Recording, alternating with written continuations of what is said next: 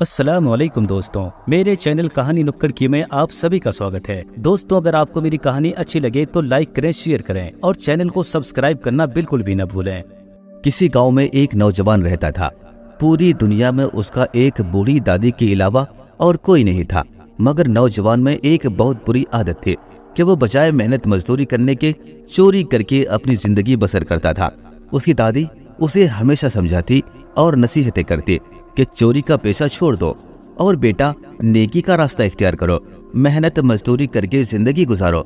वो हमेशा कहता, मेरे पोते, क्या तुम चाहते हो कि मैं यूं ही परेशान मर जाऊं? क्या तुम ये चोरी का पेशा कभी नहीं बदलोगे? लड़का कहने लगा, दादी, मैं चोरी खुशी से नहीं करता। मेहनत मजदूरी से इतनी रकम नहीं मिलती कि मैं अपनी जिंदगी की खुशियां हासिल कर सकूं। मैं हमेशा गरीब नहीं रहना चाहता, इसीलिए चोरी करता हूँ ताकि हम अच्छा खा सकें और अच्छे तरीके से जिंदगी गुजार सकें। दादी कहने लगी, अच्छा तो फिर मुझसे एक वादा करो कि तुम कम से कम झूठ कभी नहीं बोलोगे, हमेशा सच बोलोगे, चाहे कुछ भी हो जाए। दादी ने कुछ सोचते हुए कहा।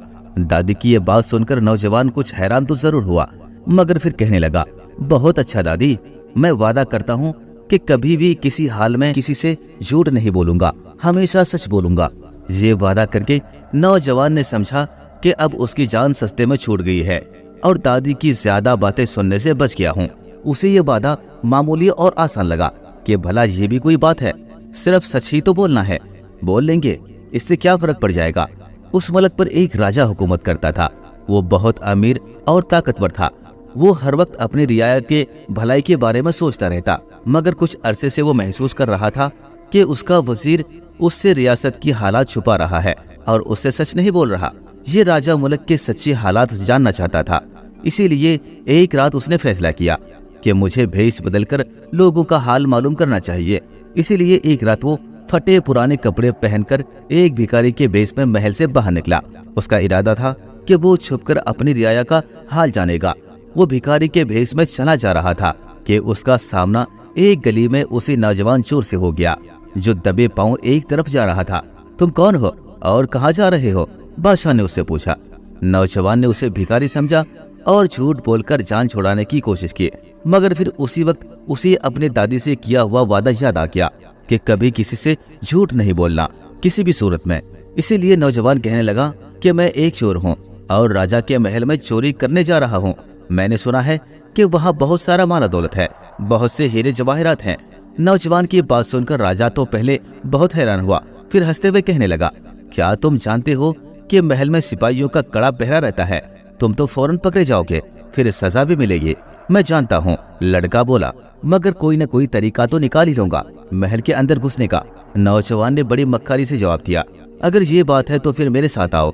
राजा कहने लगा, मैं महल में दाखिल होने का तुम्हें एक खुफिया रास्ता बताता हूँ जो कि मैं जानता हूँ। ये कहकर राजा उस नौजवान चोर को लेकर मुख्तलिफ गलियों से होता हुआ शाही महल के बाहर पहुँच गया।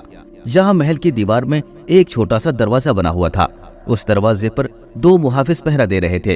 राजा उस तरफ इशारा करते हुए नौजवान से कहने लगा, यहाँ मुहाफिज बहुत कम हैं, अभी थोड़ी देर में उनकी जगह दूसरे मुहाफिज आ जाएंगे। जब ये मुहाफिज तब्दील हो रहे होंगे तो तुम्हारे पास अच्छा मौका होगा कि तुम उसकी नजर बचाकर अंदर चले जाना।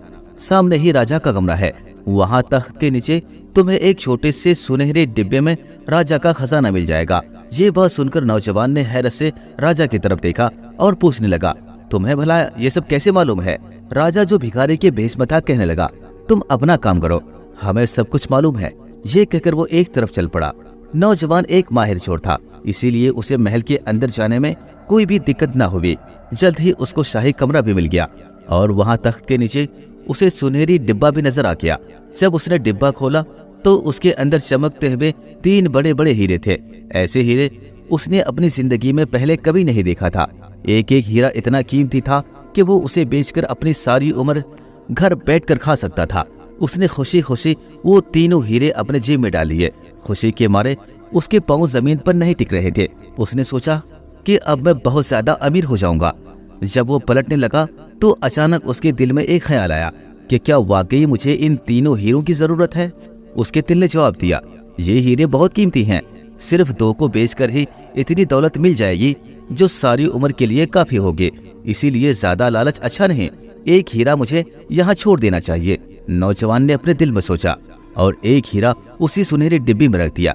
उसके बाद वो एहतियात से जैसे महल में दाखिल हुआ था वैसे ही महल से बाहर निकल गया। जब वो बाहर आया तो उसने देखा कि एक तारीख गोशे में वही भिखारी बैठा उसका इंतजार कर रहा था। चोर को देखते ही वो निकलकर सामने आया और नौजवान से पूछा, क्या तुमने अपना काम मुकम्मल कर लिया है? हाँ, मुझे उस सुनहरे डिब्बे में 3 कीमती हीरे मिले थे, लेकिन मैंने सिर्फ 2 ही चुराए हैं। एक मैंने वही डिब्बे में रहने दिया है। इस बार भी उसने अपनी दादी के साथ किए गए वादों के मुताबिक सिर्फ सच ही बोला था। उसके बाद वो कहने लगा, बाबा, इस काम में तुमने भी मेरी मदद की है, इसीलिए इन हीरों में से एक के तुम भी हकदार हो। इतना कहते हुए उसने हीरे अपने जेब से निकाले और एक हीरा उसने उस भिखारी को थमा दिया। वो भिखारी उसे दुआएं देने लगा। चोर मुस्कुराता हुआ अपने राह पर चला गया। भिखारी के भेष में राजा उसका पीछा करने लगा। वो नौजवान अपना घर चला गया। राजा ने उसका घर देखा और चुपचाप अपने महल में वापस आ गया। भिखारियों वाले कपड़े उतारे और आराम से सो गया। अगली सुबह उसने अपने वजीर को बुलाया और कहने लगा, मुझे मालूम हुआ है कि कल रात मेरे कमरे में चोरी हुई है। जाओ देखो और आकर मुझे बताओ कि वहाँ से क्या चोरी हुआ है।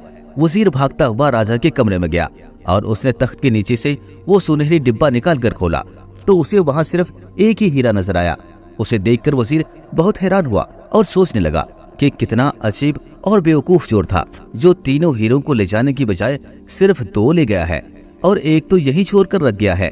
उसने फौरन वो तीसरा हीरा उठाकर अपने जेब में डाल लिया और सोचने लगा, ये हीरा मैं अपने पास रख लेता हूँ। राजा सोचेगा कि वो चोर तीनों हीरे ले गया है, भला किसी को क्या पता चलेगा कि तीसरा हीरा मेरे पास है।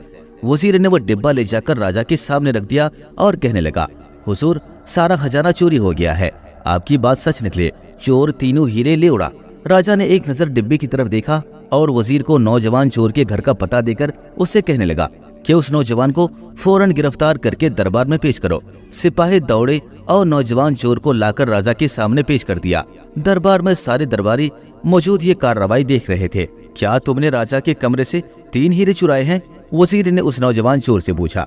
चूंकि नौजवान सच बोलने का अहद कर चुका था, इसीलिए कहने लगा, हाँ, मैंने चोरी की है, लेकिन मैंने 3 हीरे नहीं चुराए। मैंने एक हीरा डिब्बे में ही छोड़ दिया था और 2 हीरे चोरी किए थे। तुम झूठ बोल रहे हो, तुमने तीनों हीरे चोरी किए हैं। कौन सा ऐसा चोर होगा जो 3 हीरों में से 2 तो ले जाए और एक को वहीं छोड़ जाए? ये तो बड़े बेशकीमती हीरे हैं। वजीर तंजिया लहजे में बोला, नहीं जनाब, ये सच है, मैंने सिर्फ 2 ही हीरे चुराए थे। नौजवान चोर सर झुकाते हुए अपनी बात पर इसरार किया। तभी वजीर ने पूछा, कहाँ है वो हीरे? नौजवान ने अपने जेब में हाथ डाला और एक हीरा निकालकर सामने रख दिया। एक हीरे को देखकर वजीर ने गुस्से से चीखते हुए सवाल किया, तुम तो खुद कह रहे थे कि तुमने 2 हीरे चुराए हैं, ये तो एक ही हीरा है, दूसरा कहाँ है? दूसरा हीरा मैंने उस भिखारी को दे दिया था जिसने इस चोरी में मेरी मदद की थी। नौजवान ने जवाब दिया, तुम झूठ बोल रहे हो। कौन सा चोर ऐसा है जो अपनी चोरी का माल किसी और के साथ बांटेगा, और वो भी इतना बेशकीमती हीरा? वजीर तेजी से बोला। राजा और सारे दरबारी उन दोनों की सारी गुफ्तगू को खामोशी से सुन रहे थे। चूंकि रात को राजा खुद ही भिखारी के भेष में चोर से मिला था, ये नौजवान झूठ नहीं बोल रहा, ये सच बोल रहा है। वजीर और सारे दरबारी हैरत से राजा की तरफ देखने लगे कि भला राजा कैसे जानता है कि ये झूठ बोल रहा है या फिर सच। उनके चेहरों पर हैरत देखते हुए राजा ने बोला, रात को जो भिखारी इस नौजवान को मिला था वो कोई और नहीं, मैं खुद था, और वाकई इसने मुझे एक हीरा दिया था। अब मसला दूसरे हीरे का नहीं बल्कि तीसरे हीरे का है। एक हीरा उस नौजवान के पास है, दूसरा मेरे पास है। तो सवाल ये पैदा होता है कि तीसरा हीरा कहाँ गया जो इस नौजवान ने डिब्बे में वापस छोड़ दिया था? आओ अब उस तीसरे हीरे को मिलकर तलाश करते हैं।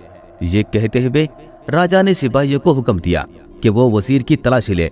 जब वजीर की जेबों की तलाशी ली गई तो उन्हें वो तीसरा हीरा उसके लिबास से मिल गया। राजा सारे दरबारियों की तरफ मुतवज्जह हुआ और कहने लगा, मैंने अपने वजीर पर एतमाद और भरोसा किया, लेकिन मेरे वजीर ने मुझे धोखा दिया। अब इसको इसकी सजा जरूर मिलेगी। फिर राजा के इशारे पर जल्लाद ने तलवार निकालकर वजीर की गर्दन पर रख दी, जो खौफ के मारे लरज रहा था। अब राजा ने नौजवान चोर की तरफ देखा और बोला, इस नौजवान ने भी चोरी का जुर्म किया है, लेकिन इसने किसी भी सूरत में सच बोलना नहीं छोड़ा। इसीलिए इसने अगर इस भरे दरबार में सबके सामने इस चोरी के काम से तौबा कर ले, अल्लाह से माफी मांगे और आइंदा चोरी ना करने का वादा कर ले, तो मैं इसे ना सिर्फ माफ कर दूंगा बल्कि वजीर के ओहदे पर भी मुकर्रर कर दूंगा। नौजवान ने उसी वक्त सच्चे दिल से तौबा की और फिर वादा किया कि वो अब कभी भी कोई गलत काम नहीं करेगा। वो अल्लाह का शुक्र अदा कर रहा था कि दादी से वादा करने और सच बोलने की वजह से आज उसकी जान बच गई। राजा ने उसी वक्त उसे अपना वजीर मुकर्रर कर दिया और जल्लाद को हुक्म दिया कि साबका वजीर की गर्दन उतार दी जाए। इससे पहले कि जल्लाद साबका वजीर की गर्दन उतारता, नए वजीर ने राजा को अपनी तरफ मुखातिब किया और कहने लगा, मैं कुछ कहना चाहता हूँ हुजूर। सारे दरबारी और राजा हैरत से उसकी तरफ देखने लगे। कहो, क्या कहना चाहते हो नौजवान? नौजवान जो पहले चोर था और अब वजीर बन गया था, सर झुकाते हुए बोला, पुराने वजीर ने यकीनन गलतियां की हैं, लेकिन मैं समझता हूँ कि उसे भी इस तरह तौबा करने और सुधरने का मौका मिलना चाहिए, जैसे कि आपने मुझे तौबा करने का एक मौका दिया और अब मैं आपके वजीर हूँ। राजा को नौजवान की ये बात बहुत पसंद आई और उसने पहले वजीर की जान बख्शी करते हुए उसे रिहा करने का हुक्म दे दिया, मगर उसके साथ ही उसने ये हुक्म भी दिया कि पुराने वजीर की सारी दौलत सब गिर जाए और आइंदा ये एक गरीब आदमी की तरह जिंदगी गुजारे, ताकि इसे गरीबों की मुश्किलात का एहसास हो सके और वो ये भी जान सके कि जो लोग मुश्किल वक्त में भी सच बोलते हैं वो कभी नुकसान नहीं उठाते। दोस्तों, अगर आपको हमारी कहानी अच्छी लगी हो तो लाइक करें, शेयर करें और कमेंट में बताएं कि आप लोगों को किस तरह की कहानियां पसंद है, ताकि मैं आगे आप लोगों के लिए इसी तरह की कहानियां लाऊं। शुक्रिया।